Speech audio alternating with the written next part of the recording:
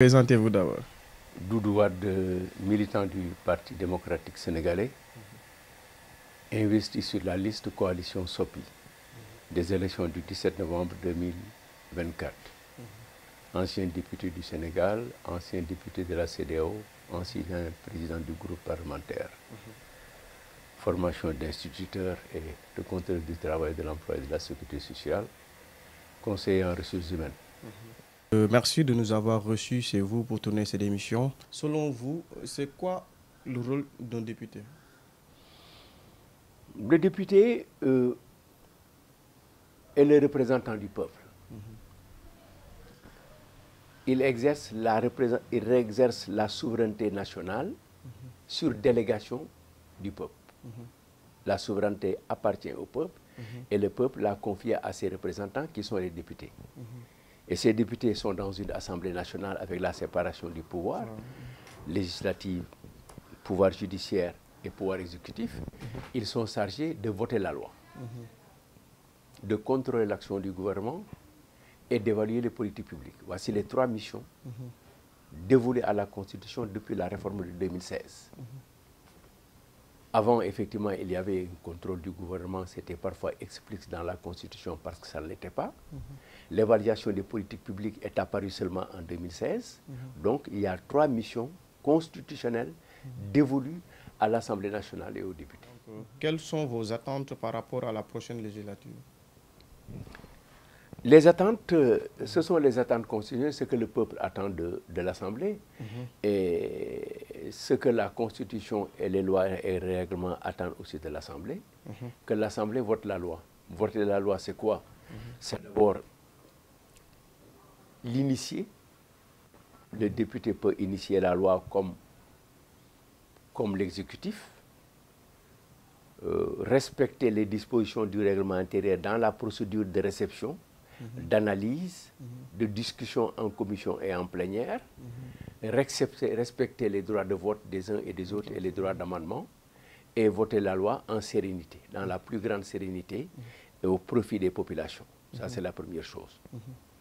La deuxième chose est aussi maintenant, mais il y aura peut-être des attentes sur l'évolution, la deuxième chose, c'est contrôler le gouvernement. C'est quoi contrôler le gouvernement? C'est faire des contrôles les trois contrôles qu'il y a. Le contrôle d'information, c'est-à-dire demander au ministre de venir et de poser des questions sur la marche du secteur qui leur est confié. Et ça, ce sont les questions orales. Et les questions orales sont déterminées par le règlement intérieur de l'Assemblée nationale, c'est une fois par semaine. Cela veut dire que donc, en un mois, il y aura 4 séances de questions orales. Mais il y a d'autres questions qui sont des questions d'actualité. Les questions d'actualité, c'est quoi? Mais écoute, c'est des événements qui sont passés dans la semaine, dans les jours, il y a 2 jours, 3 jours, et qui permet au gouvernement, aux députés, de poser des questions d'actualité aux ministres concernés. Et c'est une fois tous les 15 jours. Ça fait donc 6 séances, 4 plus 2. Et il y a une séance de questions au gouvernement où le Premier ministre est obligatoirement présent. Obligatoirement. Donc ici, il y a le dispositif collégial. C'est le gouvernement qui est là et le Premier ministre est là. Et on pose des questions au Premier ministre qui peut les affecter ou répondre ou les affecter à d'autres ministres. Mais il y a une organisation des pratiques parlementaires qui font que le Premier ministre est obligé de répondre à certains députés, compte tenu de leur qualification. Bien, donc il y a 7 séances par mois. Du mois d'octobre au mois de juin, ça fait 9 mois. 9 fois 7, ça fait 63. Donc 63 fois au minimum, le calendrier a fixé 63 réunions dans l'année pour ça. Il y a des années où ça a été fait 0 fois. En dehors de ça, maintenant, il y a ce qu'on appelle les questions au ministre. Un ministre arrive et on lui pose des questions. C'est l'exemple de Samuel Sarr avec la coupure d'électricité. C'est des séances qui durent 4, 5, 6 heures, 7 heures, 8 heures, 9 heures, 10 heures de temps. Où c'est une confrontation d'abord de pratique, d'information, de questions, d'accusation ou d'inclusion, ça dépend de ce que vous voulez. Et après, la séance est levée.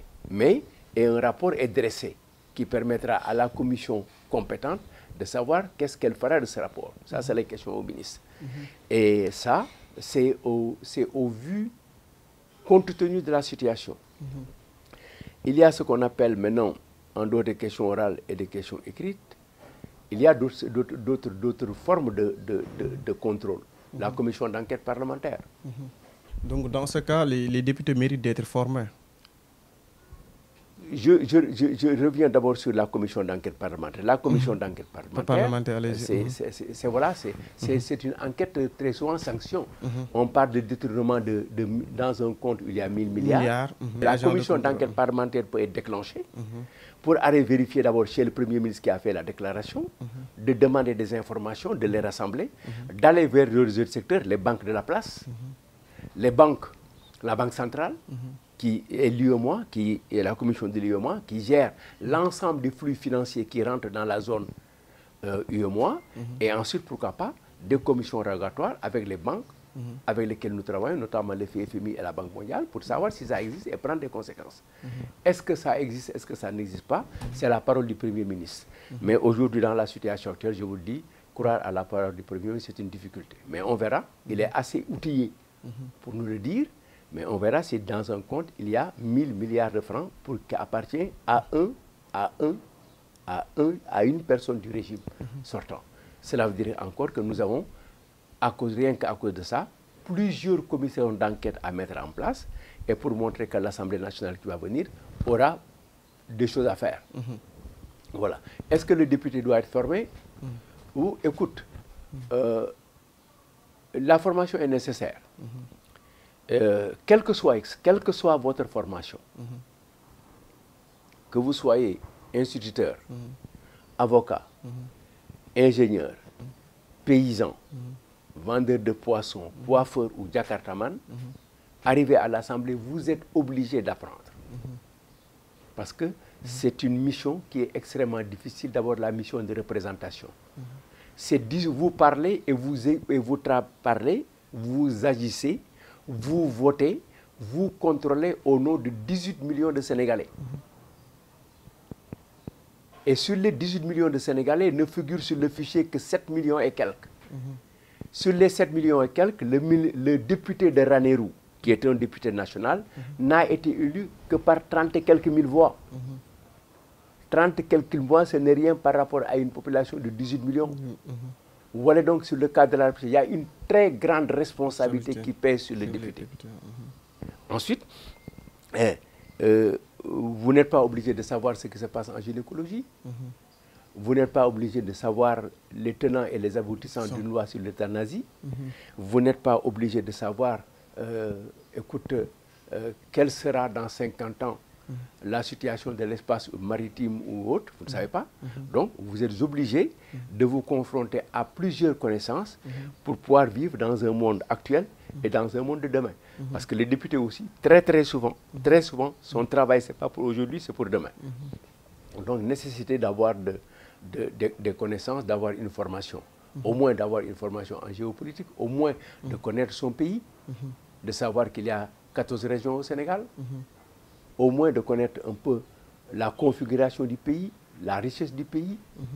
Quand vous êtes dans un département, au moins de savoir le nombre d'écoles que vous avez, la population que vous avez. Quel est le nombre d'écoles? Quelle est la place des filles, des garçons? Quelle est la pyramide des âges? Il y a beaucoup de choses. Vous ne l'avez pas sur place, mais vous êtes obligé parfois d'aller les chercher pour pouvoir asseoir votre analyse.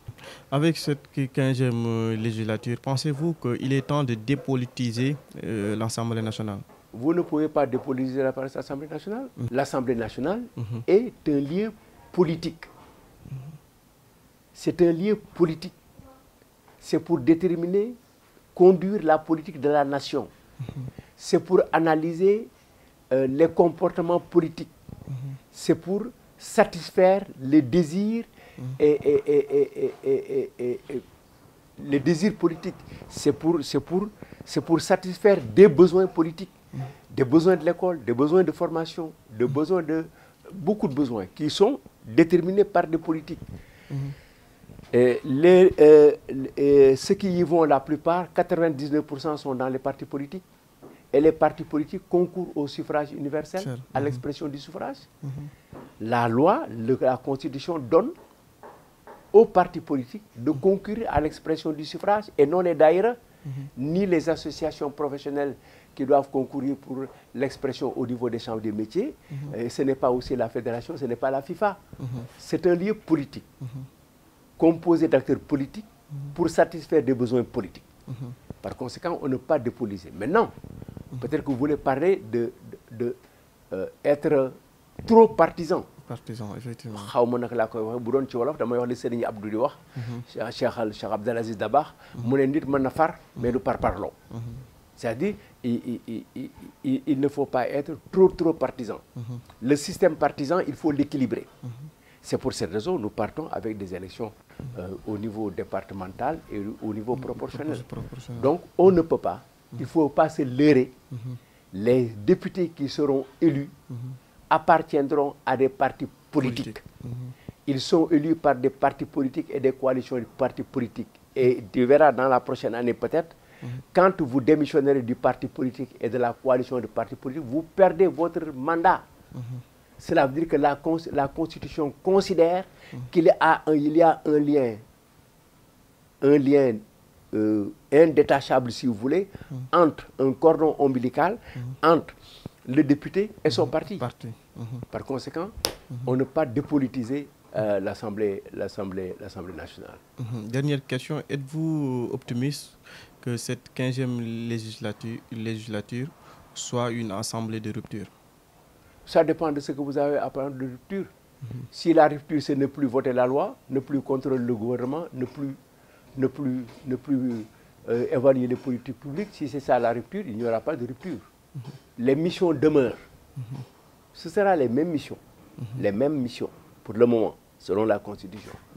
Ça dépend de ce qu'on va... Si rupture veut dire améliorer les conditions de travail, améliorer les conditions de légiférer, avoir une présence plus effective à l'Assemblée, assurer le contrôle comme il le faut, venir informer les populations, redevabilité, assurer le contrôle, ouvrir l'Assemblée à la presse, ouvrir l'Assemblée au système d'information, permettre à des journalistes accrédités d'être présents à l'Assemblée nationale, ouvrir l'Assemblée au public et aux citoyens, ouvrir l'Assemblée, conforter le Parlement des enfants, ouvrir l'Assemblée au système éducatif.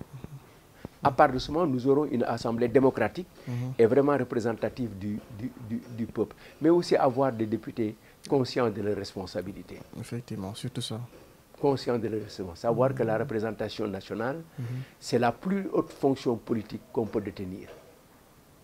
Vous êtes élu au suffrage universel, vous n'êtes pas comme un ministre de la République qui est là pour un décret. Vous êtes encore plus fort que le Premier ministre parce que vous recevez sa déclaration de politique générale et vous le censurez. Vous pouvez amener la démission du Premier ministre. Il y a certaines lois pour l'avenir, pour avoir une assemblée. Aujourd'hui, il faut réévaluer, il faut revoir les prérogatives, notamment la force que le président de la République a sur les autres institutions. Et aujourd'hui, moi je suis d'avis qu'aujourd'hui, nous devons avoir une loi, je l'ai dit depuis 2 ans, qui devait permettre à l'Assemblée nationale, au Parlement, de pouvoir destituer le président de la République en cas de manquement à ses devoirs. Donc je souhaite que nous ayons la paix de l'esprit. Il faut venir à l'Assemblée avec un esprit de construction, avec des connaissances, discuter les problèmes, avec chaleur, avec hargne si vous voulez, mais avec des arguments solides. C'était un plaisir de vous avoir rencontré. Merci encore une fois de par votre disponibilité. En tout cas, je vous remercie. Merci beaucoup.